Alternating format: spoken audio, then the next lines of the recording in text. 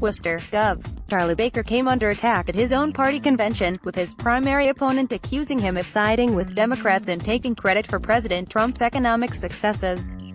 Baker easily got the endorsement of the GOP delegates gathered in Worcester yesterday, winning 70% of the vote, but he failed to keep his opponent off the ballot.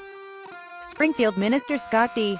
Lively got 28% of the vote, well over the 15% minimum needed to get a spot in the primary. With more than 2,000 delegates watching, Lively launched into a full-throated assault on Baker for failing to stand with conservatives like Trump and Vice President Mike Pence while hanging out with pro-sanctuary city Democrats like Boston Mayor Martin J. Walsh. "You can't have it both ways, Charlie," Lively said. When Baker's supporters attempted to interrupt his speech, Lively asked that they be thrown out of the floor of the DCU Center. And during Baker's speech, he was interrupted several times by a protester who shouted, "Liar," and "Traitor." The vast majority of the delegates were supportive of Baker and cheered him, but the loud dissent from Lively and his supporters, many of them wearing "Make America Great Again" hats, put a damper on Baker's convention effort. Lively slammed Baker for what he called an attempt to take credit for the strong economy, which he attributed to Trump's policies. "You did not do that, Charlie Baker," said Lively, who was greeted at times with boos. After the voting, Baker tried to downplay Lively's relatively strong showing but also blasted back at the controversial pastor, who has expressed anti-gay views and is staunchly anti-abortion. "I'm more interested in the 70% of the delegates who supported my message and my administration," Baker said.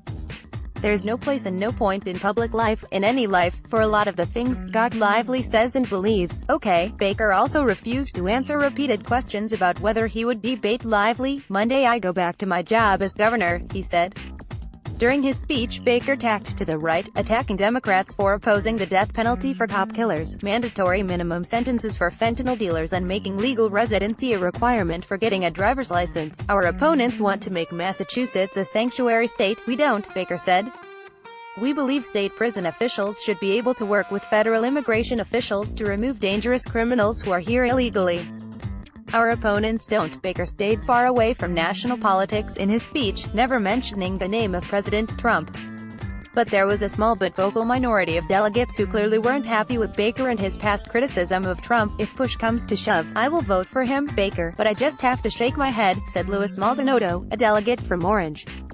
"We're glad he's there, but that's a real big but." Jim Morose, a delegate from Danvers, came wearing a pro-Trump t-shirt. "He's done a lot of good for the country, so I'm wearing it," he said. Other delegates expressed mixed feelings about Baker, saying they would support him despite having reservations about his conservative credentials. "He has to play ball a little with the other side," said George Withington of Newton.